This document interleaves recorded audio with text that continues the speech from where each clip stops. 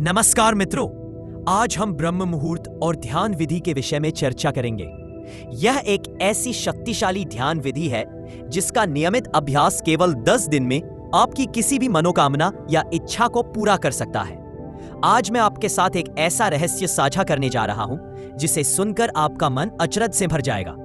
क्या आप जानते हैं कि यदि आप केवल 10 दिनों तक एक साधना को ब्रह्म मुहूर्त में अपनाते हैं तो आप अपने भीतर वह शक्ति जागृत कर सकते हैं जो आपके पूरे जीवन की दिशा बदल सकती है। जी हाँ मित्रों, यह कोई कल्पना नहीं बल्कि अनुभूति की सच्चाई है। केवल 10 दिन और आपका मन शांत होने लगेगा, आपकी चिंताएं घटेंगी, नींद गहरी होगी और सबसे अद्भुत बात यह कि आपके भीतर ऐसी ऊर्जा प्रवाहित होने लगेगी जैसे आपके अंदर से ही एक नया सूरज उदय हो रहा हो। और इस दिव्य परिवर्तन का रहस्य छिपा है ब्रह्म मुहूर्त में। ब्रह्म मुहूर्त क्या है? ब्रह्म मुहूर्त कोई साधारण समय नहीं है। यह दिन का वह पवित्र क्षण है जो सूर्योदय से लगभग 2.5 घंटे पहले आता है। शास्त्रों में इसे सृजन का समय कहा गया है।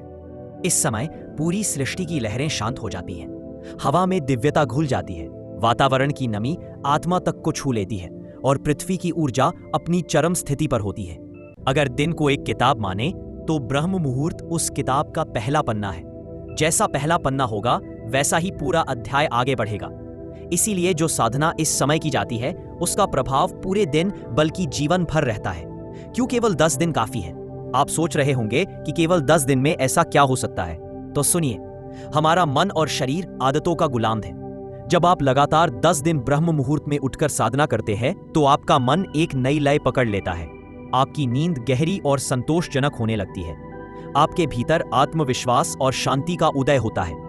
जो काम दिन भर में आपको भारी लगता था वह अचानक हल्का लगने लगता है और सबसे बड़ी बात, आप अपनी आत्मा के करीब आने लगते हैं। सिर्फ 10 दिन बाद आप खुद को पहचानेंगे और कहेंगे, हाँ, मैंने अपने भीतर बदलाव महसूस किया है। शास्त्रों की दृष्टि से ब्रह्म मुहूर्त, ऋषियों ने कहा है, ब्रह्म मुहूर्ते उत्तिष्ठेत स्वस्थ रक्षार्थम आयुषा। अर्थात जो व्यक्ति ब्रह्म मुहूर्त में उठता है वह अपने स्वास्थ्य और दीर्घायु की रक्षा करता है। भगवत गीता में भी संकेत है कि साधक को अपने अभ्यास का समय ऐसा चुनना चाहिए जब वातावरण शुद्ध हो और मन विचलित न हो। वह समय और कोई नहीं बल्कि ब्रह्म मुहूर्त ही है। विज्ञान की दृष्टि से आज के वैज्ञानिक भी मानते हैं कि ब्रह्म मुहूर्त में वातावरण में ऑक्सीजन की मात्रा सबसे अधिक होती है। हवा में शुद्धता, मस्तिष्क की कार्यक्षमता और शरीर की कोशिकाओं में नवीकरण की क्षमता इस समय चरम पर होती है। यही कारण है कि इस समय पढ़ाई करने वाले विद्यार्थी विषय को गहराई से याद रखते हैं और ध्यान करने वाले साधक गहरी शांति का अनुभव करते हैं। रहस्यमयी ऊर्जा का अनुभव। मित्रों, अगर आप कभी सुबह 3 से 4 बजे के बीच खुले आकाश के नीचे खड़े हों तो आप पाएंगे कि पूरा वातावरण किसी अदृश्य शक्ति से भरा हुआ है। हवा में एक अलग सी ठंडक होगी, पक्षियों की आवाजें धीरे धीरे शुरू होंगी और चारों तरफ एक निस्तब्ध शांति फैली होगी। ये वह क्षण है जब प्रकृति और आपकी आत्मा एक हो जाती है।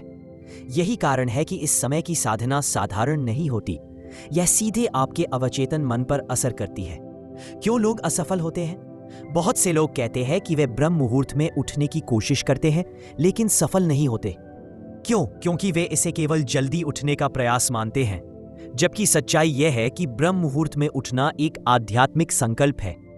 अगर आपके भीतर यह निश्चय है कि मैं अपनी आत्मा से मिलने जा रहा हूं, तो ब्रह्म मुहूर्त में उठना बोझ नहीं लगेगा बल्कि एक उत्सव लगेगा। केवल 10 दिन की चुनौती। अब मैं आपको एक छोटी सी चुनौती देना चाहता हूं।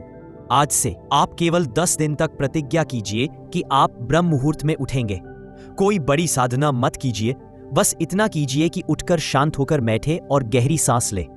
आप देखेंगे कि सिर्फ 10 दिन बाद आपकी सोच, आपका शरीर और आपका मन तीनों बदलने लगे हैं। अभी अभी हमने जाना कि सिर्फ 10 दिन ब्रह्म मुहूर्त में साधना करने से जीवन में कितनी गहरी क्रांति आ सकती है।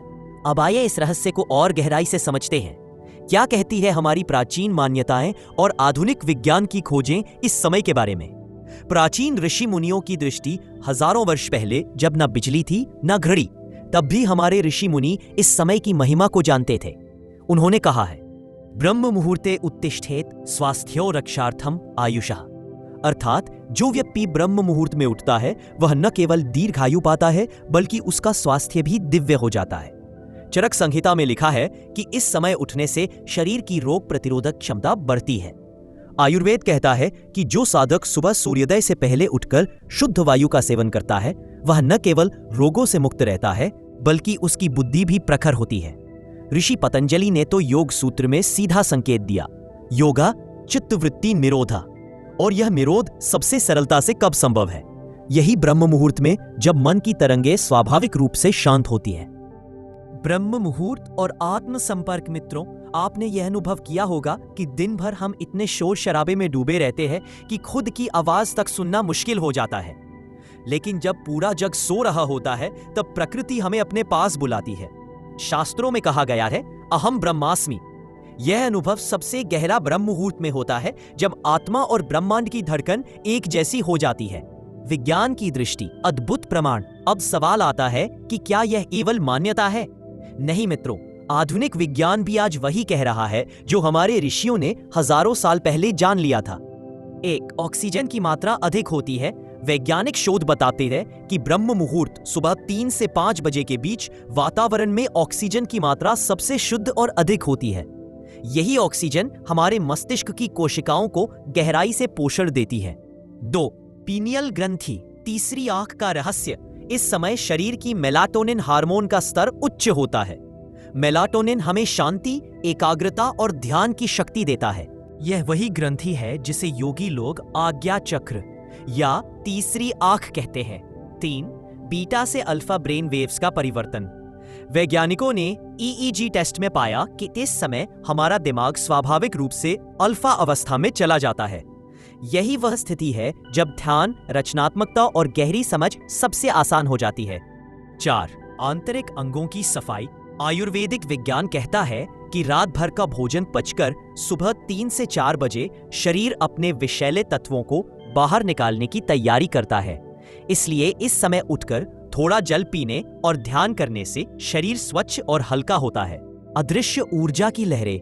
क्या आपने कभी गौर किया है कि साधु संत, योगी और ध्यान करने वाले सभी लोग ब्रह्म मुहूर्त को इतना महत्व क्यों देते हैं? क्योंकि इस समय ब्रह्मांड की कॉस्मिक एनर्जी, यूनिवर्सल एनर्जी सबसे शक्तिशाली रूप में प्रवाहित होती है। नासा के कुछ वैज्ञानिकों ने यह तक पाया है कि सूर्योदय से ठीक पहले पृथ्वी के चुंबकीय क्षेत्र में हल्की सी शांति होती है और यही शांति हमारी आत्मा तक पहुंचती है। साधना का प्रभाव। प्राचीन कथाएं। भारतीय इतिहास में कई ऐसे संत हुए जिन्होंने केवल ब्रह्म मुहूर्त की साधना से जीवन बदल दिया। स्वामी विवेकानंद कहते थे कि उनका ध्यान सबसे गहरा अनुभव इसी समय होता था। तुलसीदास जी ने रामचरितमानस की रचना प्रातःकालीन वेला में ही की थी। कबीरदास कहते थे, साधु सोई जो निद्रा त्यागे, अर्थात सच्चा साधु वही है जो इस समय नींद को त्याग कर ध्यान में लीन हो। ब्रह्म मुहूर्त और आपकी यात्रा। प्रिय मित्रों, आप यह मत सोचिए कि यह केवल संतों या ऋषियों के लिए है। यह समय आपके लिए भी उतना ही दिव्य है। अगर आप सामान्य गृहस्थ जीवन में भी है, नौकरी करते हैं, व्यापार करते हैं या विद्यार्थी है, यह समय आपके जीवन की हर समस्या का समाधान बन सकता है। विद्यार्थी के लिए यह समय पढ़ाई को गहराई से समझने का है। योगी के लिए यह समय ध्यान की उड़ान का है। गृहस्थ के लिए यह समय शांति और प्रेम का है और साधक के लिए यह समय आत्मा के द्वार पर दस्तक देने का है। क्यों जरूरी है ये ज्ञान? आज की भागदौड़ भरी जिंदगी में लोग मानसिक तनाव, नींद की कमी और निराशा से जूझ रहे हैं। लेकिन अगर वे केवल 10 दिन ब्रह्म मुहूर्त में उठकर साधना कर लें तो उन्हें लगेगा जैसे उन्होंने अपनी जिंदगी का खोया हुआ खजाना पा लिया हो। अब तक हमने समझा कि ब्रह्म मुहूर्त क्यों इतना दिव्य समय है और ये हमारे शरीर, मन और आत्मा को कैसे बदल सकता है। लेकिन अब सबसे महत्वपूर्ण सवाल यह है, इस पवित्र समय में हमें क्या करना चाहिए? कौन सी साधना हमें दिव्यता की ओर ले जाएगी और किन बातों से बचना जरूरी है? आइए इसे गहराई से जानें। 1. जागरण की पहली किरण। ब्रह्म मुहूर्त का मतलब है सुबह 3 से 5 बजे का समय। जैसे ही आप उठे, सबसे पहले मन में एक संकल्प ले, आज मैं अपनी आत्मा से जुड़ने जा रहा हूं। आज मैं अपने भीतर छुपे ईश्वर से मिलने जा रहा हूं। यह संकल्प साधना का प्रथम द्वार है, क्योंकि जब मन दृढ़ होता है तभी साधना सफल होती है। 2. शुद्धिकरण। शरीर और मन की सफाई जागने के तुरंत बाद हल्का सा जल पिए। शास्त्रों में इसे आचमन कहा गया है। यह न केवल शरीर को स्वच्छ करता है बल्कि आपकी ऊर्जा को भी जागृत करता है। फिर स्नान करें या कम से कम चेहरा और हाथ पांव धो लें। पवित्रता भीतर और बाहर दोनों में होनी चाहिए। याद रखें, शरीर की स्वच्छता ही मन की शांति का पहला आधार है। 3. आसन। साधना का आसन चुनें। अब शांत स्थान पर बैठें, चाहे आप घर में हो या किसी मंदिर में। कोई ऐसी जगह चुनें जहां शांति और पवित्रता हो। सर्वश्रेष्ठ आसन है पद्मासन या सिद्धासन। अगर यह कठिन लगे तो आप साधारण सुखासन में भी बैठ सकते हैं। पीठ सीधी रखें, आंखें हल्की सी बंद, चेहरे पर मुस्कान हो और मन में यह भाव, मैं ईश्वर की गोद में बैठा हूं। 4. प्राणायाम। श्वास की शक्ति। ध्यान से पहले प्राणायाम करना अनिवार्य है, क्योंकि श्वास ही जीवन की डोर है। धीरे धीरे गहरी सांस लें। महसूस करें कि जैसे हर सांस के साथ ब्रह्मांड की ऊर्जा आपके भीतर आ रही है और हर सांस छोड़ते हुए आपके भीतर की अशांति, दुख और तनाव बाहर जा रहे हैं। यह प्रक्रिया मन को स्वाभाविक रूप से शांत कर देती है। 5. मंत्र जप। ध्वनि का रहस्य। अब मंत्र जप करें। सबसे सरल और शक्तिशाली मंत्र है ओम। धीरे धीरे गहरी सांस लेकर ओम का उच्चारण करें। आप देखेंगे कि अ ध्वनि आपके नाभि से, उ ध्वनि आपके हृदय से और म ध्वनि आपके मस्तिष्क तक कंपन करती है। यही कंपन आपके चक्रों को जागृत करता है। यदि चाहे तो गायत्री मंत्र या अपने इष्ट का मंत्र भी जप सकते हैं। 6. ध्यान। आत्मा से मिलन अब सबसे महत्वपूर्ण चरण है। ध्यान। आंखें बंद करें और कल्पना करें कि आपके सिर के ऊपर से एक दिव्य प्रकाश आपके भीतर उतर रहा है। यह प्रकाश आपके मस्तिष्क, हृदय और पूरे शरीर को भर रहा है। कुछ ही क्षणों में आपको लगेगा कि आप शरीर नहीं है, केवल प्रकाश है। यही ध्यान की अवस्था है। मन भटकेगा, यह स्वाभाविक है, लेकिन घबराइए मत, बस उसे जेंटली वापस लाएं। धीरे धीरे यह ध्यान आपको उस गहराई तक ले जाएगा जहां केवल शांति है, आनंद है और ईश्वर की उपस्थिति है। 7. कृतज्ञता। आभार की शक्ति। ध्यान से बाहर आने से पहले आभार व्यक्त करें। ईश्वर को धन्यवाद दें कि उन्होंने आपको यह अवसर दिया। प्रकृति को धन्यवाद दें कि उसने आपको जीवन दिया। अपने माता पिता, गुरु, परिवार और मित्रों को धन्यवाद दें। यह कृतज्ञता ही वह चाबी है जो आपके जीवन में और अधिक चमत्कार खोलती है। 8. किन बातों से बचें। इस समय मोबाइल फोन या इंटरनेट का उपयोग न करें। भारी भोजन या आलस्य से दूर रहें। ध्यान को केवल तकनीक न माने, इसे प्रेम और समर्पण से करें। साधना का चमत्कार अनुभव। अगर आप इस साधना को लगातार करते हैं तो कुछ ही दिनों में परिवर्तन अनुभव करेंगे। मन की शांति, चेहरे पर तेज निर्णय लेने की शक्ति और सबसे बड़ा वरदान, आत्मा से गहरा संबंध। आप पाएंगे कि जीवन का हर क्षण एक उत्सव बन गया है। साधना की ओर आमंत्रण। यह साधना केवल ऋषि मुनियों के लिए नहीं है, यह आपके लिए भी है। बस जरूरत है 10 दिन का साहस करने की। याद रखिए, अगर आप हर सुबह ब्रह्म मुहूर्त में अपने भीतर उतरते हैं तो संसार की कोई भी शक्ति आपको असफल नहीं कर सकती। अब तक हमने जाना कि ब्रह्म मुहूर्त क्यों दिव्य है, इसे कैसे साधना में रूपांतरित किया जाए और ध्यान की गहराई में जाकर आत्मा से मिलन कैसे संभव है। लेकिन सवाल उठता है, जब आप इस मार्ग पर चलेंगे तो आपके जीवन में वास्तव में क्या परिवर्तन आएगा और किन सावधानियों को अपनाना जरूरी है। आइए इसे गहराई से समझते हैं। साधना का प्रथम अनुभव, ऊर्जा का जन्म। जैसे ही आप लगातार कुछ दिनों तक ब्रह्म मुहूर्त में उठकर साधना करना शुरू करेंगे, आपको सबसे पहले ऊर्जा का अनुभव होगा। जहां पहले आप थकान और आलस्य महसूस करते थे, वहीं अब सुबह से ही एक ताजगी और हल्कापन महसूस होगा। आपका चेहरा स्वतः चमकने लगेगा। लोग आपसे पूछेंगे, क्या बात है, आजकल आप में गजब का तेज दिख रहा है, और आप भीतर ही भीतर मुस्कुराएंगे, क्योंकि आप जानेंगे कि यह सब ब्रह्म मुहूर्त की साधना का प्रभाव है। दूसरा अनुभव, मन का शांति सागर। साधना का दूसरा अनुभव है मन की शांति। जहां पहले विचारों का तूफान चलता था, अब मन धीरे धीरे शांत झील की तरह हो जाएगा। आप पाएंगे कि क्रोध, चिंता और भय जैसे भाव धीरे धीरे मिटने लगे हैं। अब जब कोई आपको अपमानित भी करेगा तो आप गुस्सा नहीं करेंगे। आपके भीतर से आवाज आएगी, यह तो क्षणिक है, मैं आत्मा हूं, मुझे कुछ भी हिला नहीं सकता। यही अवस्था है जब इंसान वास्तव में मजबूत बनता है। तीसरा अनुभव, दिव्य अंतर्ज्ञान। कुछ ही समय बाद आप पाएंगे कि आपकी अंतर्ज्ञान शक्ति बढ़ गई है।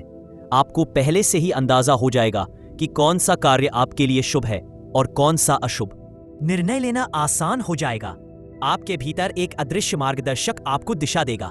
इसे ही शास्त्रों में कहा गया है, उत्तम भरा प्रज्ञा। अर्थात सत्य से भरी हुई बुद्धि। चौथा अनुभव आत्मिक आनंद। धीरे धीरे साधना आपको उस बिंदु पर ले जाएगी जहां आपको एहसास होगा कि सच्चा आनंद किसी वस्तु, किसी व्यक्ति या किसी परिस्थिति में नहीं, बल्कि आपके भीतर ही है। आप पाएंगे कि जो सुख आपने सालों तक धन, रिश्तों और उपलब्धियों में खोजा, वह तो आपके भीतर ही छुपा था। यही है आत्मिक आनंद, जिसे पाने के बाद मनुष्य पूर्ण हो जाता है। साधना में सावधानियां। अब ये मत सोचिए कि साधना का मार्ग केवल आसान ही आसान है। सावधानियां जरूरी है। 1. नियमितता। साधना रोज करनी है, केवल मूड आने पर नहीं। 2. धैर्य। शुरुआत में मन भटकेगा, आलस आएगा, नींद भी सताएगी, लेकिन हार मत मानिए। 3. सादगी। साधना तभी गहरी होगी जब आपका भोजन और जीवन शैली सादा और पवित्र हो। 4. अहंकार से बचें। यदि साधना से आपको शक्तियां मिलती है तो उनका दिखावा न करें। यह सब ईश्वर का प्रसाद है, आपका नहीं। जीवन में साधना का प्रभाव। जब आप इस मार्ग पर दृढ़ता से चलेंगे तो आपके जीवन में ये परिवर्तन स्थायी हो जाएंगे। परिवार और समाज में आपकी बात का महत्व बढ़ जाएगा। कार्य क्षेत्र में सफलता मिलेगी क्योंकि आपका मन शांत और निर्णय स्पष्ट होगा। स्वास्थ्य सुधरेगा क्योंकि ब्रह्म मुहूर्त की साधना शरीर को भी संतुलित करती है। सबसे महत्वपूर्ण, आप अपने भीतर की दिव्यता को पहचान पाएंगे। याद रखिए, जब मनुष्य अपने भीतर का भगवान खोज लेता है तब बाहर का संसार उसे कभी हरा नहीं सकता। अंतिम निष्कर्ष, 10 दिन का व्रत। अगर आप अपने जीवन को बदलना चाहते हैं तो बस एक छोटा सा संकल्प ले। केवल 10 दिन ब्रह्म मुहूर्त में उठकर साधना करेंगे। इन 10 दिनों में आप देखेंगे कि आपके भीतर कितनी शक्ति है। आप महसूस करेंगे कि जिस सत्य की खोज आप सालों से बाहर कर रहे थे वह तो आपके भीतर ही था। तो क्या आप तैयार हैं? क्या आप अगले 10 दिन अपने जीवन के सबसे अद्भुत दिन बनाने जा रहे हैं? अगर आपको ये वीडियो पसंद आया हो तो इसे लाइक जरूर कीजिए, अपने दोस्तों और परिवार के साथ शेयर कीजिए और ऐसे ही आध्यात्मिक रहस्यों को जानने के लिए चैनल को सब्सक्राइब करना मत भूलिएगा।